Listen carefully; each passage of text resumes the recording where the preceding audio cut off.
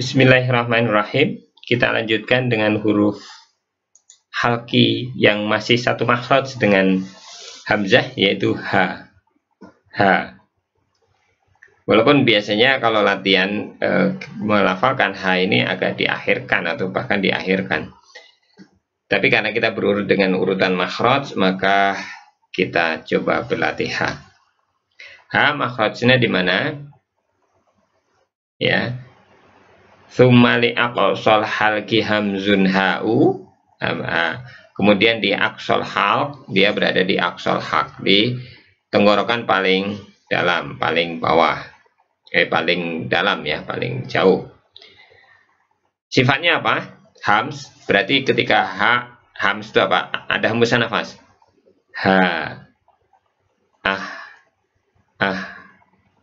Rokhawah. Jadi ada durasi suara ketika melafalkan.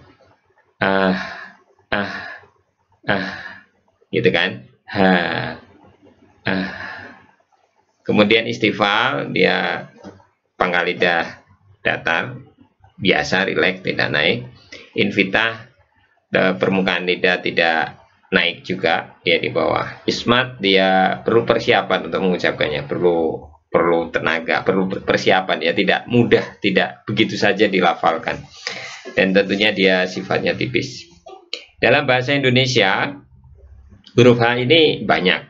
Seperti kata mengucapkan hari, hari hujan, pohon hijau. Hari hujan, pohon hijau. Gitu ya. Kita kasih pohon hijau di sini ya. Pohon hijau. Itu H.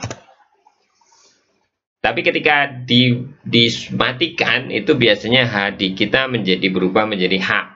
Nah, makanya hati-hati. Misalnya ayah, mamah.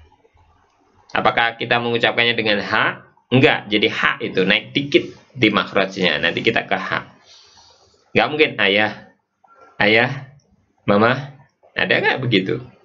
Nah, itu ada dulu di film Shinchan ya. Ayah, mamah. Lucu kan ya? Lucu. Karena dia berubah menjadi H. Nah, ini makanya hati-hati huruf H itu jangan sampai menjadi ke H. Dan huruf H jangan sampai menjadi H juga. Jadi dia huruf yang berbeda gitu lah. Entah nanti ada artinya berubah atau tidak berubah, tapi dia menjadi berubah huruf. Oke. Dan huruf H ini sifatnya lemah dan dia punya sifat khofa. Jadi memang agak samar ketika kita lafalkan. Kadang-kadang bahkan bisa sampai hilang huruf H itu. Karena sifat samar. Makanya sifat samarnya nanti harus dihilangkan gitu ya. Nah, seperti itu. Dan jangan sampai huruf H ini berasal dari dada. Ha, hi, hu.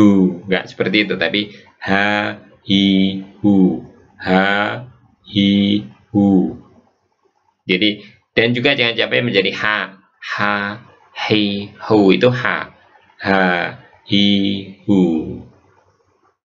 Sering huruf H karena sifat khofa tadi, dia hilang. Jadi tinggal harokatnya saja. Makanya harus berhati-hati dalam melafalkan huruf H. Nah, marilah kita praktekkan ya. Tadi sudah diingat, Anda bisa sebutkan sifatnya. Mungkin nanti kita buat rumusan untuk membuat rumusan huruf-huruf H itu apa yang harus diperhatikan. Ya. Ini huruf H, dia dari pangkal. Oh, ini kok Ain dan H ya. Ini harusnya H gambarnya ya. Ini kita lafalkan. Tadi ingat bahwa ketika huruf sukun maka dia mendekat ke makhrajnya. Nah, makanya latihan kita ketika ada di huruf, maka kita latihan bagaimana melafalkan dalam kondisi sukun dulu, kita rasakan kondisi sukun. Kemudian setelah itu baru kita bisa mulai dari sukun untuk memakhrajkan. Sukun kita kasih makhraj. Tapi kadang kalau kita langsung berlatih di sukun kita sulit. Makanya kasih makhraj dulu, kasih harokat dulu, baru kita sukunkan. Makanya kita dapat. Kemudian kita dapat di sukun, kita rasakan sukunnya, kita pertahankan posisi sukun, baru kita kasih makhraj lagi. Jadi dari harokat ke harokat, kita kasih sukun, tek, kita dapat makhraj, kita dapat huruf itu berada di makhraj, kita dapat makhraj di pelafalan itu makhrajnya di situ, kemudian kita kasih harokat lagi.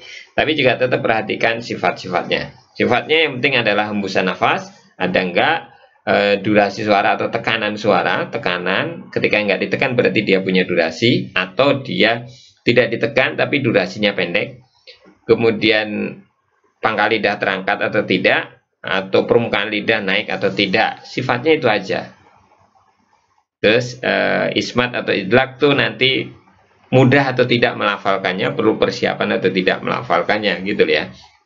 Kemudian sifat yang tidak punya lawan itu nanti asofir, al-qalqalah, alin, hiraf, at-takrir, at-tafasi. Itu hanya sebagian saja, al-qalqalah juga ya.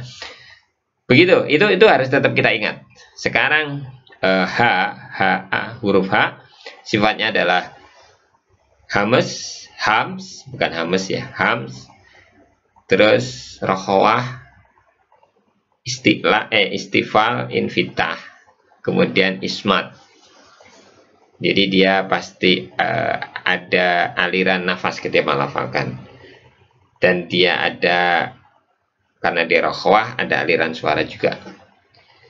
Kita coba makhrajnya ada di pangkal lidah. I, u, i, u, ya panjang ya. Ha, ihi, uhu, ha, hi, hu. Nah itu pakai. Di sini kita coba mendeteksi makhrajnya dulu.